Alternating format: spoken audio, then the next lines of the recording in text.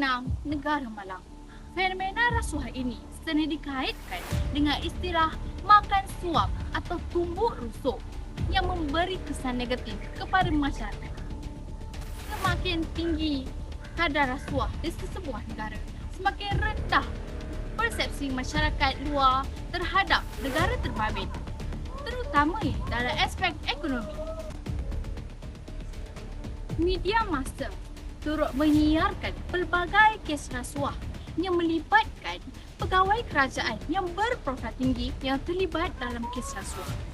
Ini menjadi bukti utama bahawa masalah ini telah menjadi serius dalam kalangan masyarakat. Statistik rasuah yang dikeluarkan oleh Suruhanjaya Pencegah Rasuah Malaysia yang menunjukkan dari Januari 2022 sehingga April 2022, seramai 115 orang penjawab awam yang berkait dengan aktiviti rasuah. Oleh kerana itu, Malaysia mewujudkan Akta 694 Suruhanjaya Pencegah Rasuah 2009 menyatakan bahawa rasuah adalah jenayah berat sama ada pemberi atau penerima rasuah. Secara logik, rasuah ini terjadi akibat daripada rasa tamak yang menguasai diri. Sebagai contoh, seselangor orang yang memberi atau menerima rasuah demi kepentingan diri atau ingin menjatuhkan orang lain. Ini dapat ditunjukkan lagi dengan penurunan dalam indeks persepsi rasuah di dunia dengan Malaysia mencatatkan kedudukan ke-62 pada tahun 2021 dan menurun sebanyak 5 anak tangga pada tahun 2022 iaitu kedudukan yang ke-48. Penurunan 5 anak tangga ini memberi kesan pada negara dan menjejaskan nama baik negara kita. Persoalan, siapa yang hendak kita salahkan dalam hal ini?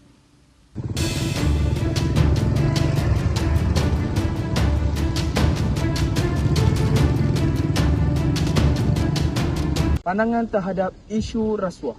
Pandangan terhadap isu rasuah terbahagi kepada 3, iaitu pertama, individu, masyarakat dan negara. Pertama, individu. Nilai-nilai murni mereka akan terhakis di dalam diri mereka. Hal ini kerana apabila nilai-nilai murni mereka tidak lagi ada, mereka akan lebih mudah untuk menerima dan lagi berani untuk menerima perkara yang merosakkan diri mereka. Contohnya, mereka menerima rasuah untuk menutup mulut mereka daripada berkata-kata perkara yang sahih. Masyarakat merosakkan generasi muda. Hal ini kerana terdapat banyak orang yang menerima rasuah dan terdiri daripada penjawat awam dan juga orang awam. Kes daripada 2014 hingga 2019 menunjukkan seramai 5,186 orang yang telah terlibat dengan rasuah. Selain itu, terdapat juga rasuah di kalangan pelajar dengan pensyarah. Bukan itu saja. Contohnya, pegawai polis juga menerima rasuah untuk mengelak mereka daripada dikenakan saman.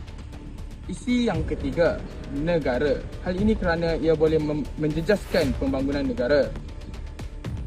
Kes rasuah semakin meningkat di kalangan orang awam dan juga ahli politik.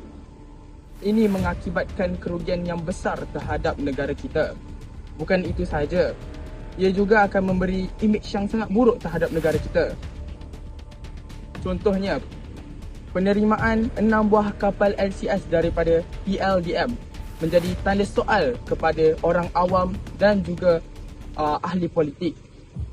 Oleh itu, di manakah kapal itu sekarang?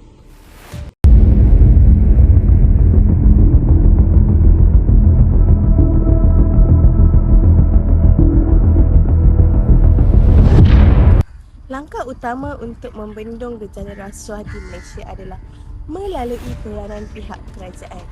Hal ini dikatakan kerana pihak kerajaan melalui agensi SPRM perlu mengambil tindakan yang lebih agresif tanpa mengira pangkat dan kedudukan dalam melaksanakan tugasan. Kerana anggota SPRM sebuah badan yang dilantik bebas. Oleh itu, SPRM perlu turun padang dan bertindak menyamar seperti rakyat biasa untuk menyiasat aduan yang dilaporkan tentang rasuah. Oleh itu, golongan yang terlibat dalam gejala rasuah boleh dihukum dan ditangkap berdasarkan undang-undang yang telah ditetapkan. Selain itu, langkah seterusnya ialah kerajaan perlu mengenakan hukuman yang lebih berat terhadap golongan yang terlibat dalam gejala rasuah. Hal ini supaya golongan tersebut diberi pengajaran dan dapat menimbulkan rasa gerun terhadap orang lain yang hendak melakukan rasuah. Contohnya, pihak kerajaan mengenakan denda 10 kali ganda jumlah wang yang diterima atau diberi, atau dengan hukuman penjara selama 10 tahun atas kesalahan yang dilakukan. Golongan yang terlibat dalam gejala rasuah perlu mengetahui bahawa sepandai-pandai tupai melompat akhirnya jatuh ke tanah jua. Oleh itu, berdasarkan pelaksanaan undang-undang seharusnya memberi kesedaran melalui media sosial supaya dapat mendidik masyarakat tentang bahayanya amalan rasuah. Kaedah lain yang dapat membendung gejala rasuah di negara kita adalah dengan memastikan sektor awam di negara kita beroperasi dengan secara telus dan jujur. Dalam sebuah organisasi, jawatan pengurus adalah paling penting dan patut dicontohi oleh pekerja lain. Begitu juga dengan sektor awam di negara kita. Jika pentadbiran negara kita dilaksanakan dengan baik dan menyingkirkan mereka yang mengamalkan gejala rasuah, pasti sektor lain tidak akan turut serta.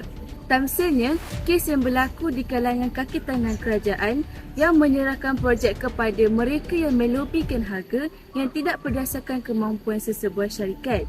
Ini menyebabkan mereka mendapat hasil yang pada kos yang minima dan orang awam akan mendapat infrastruktur yang ala kadar.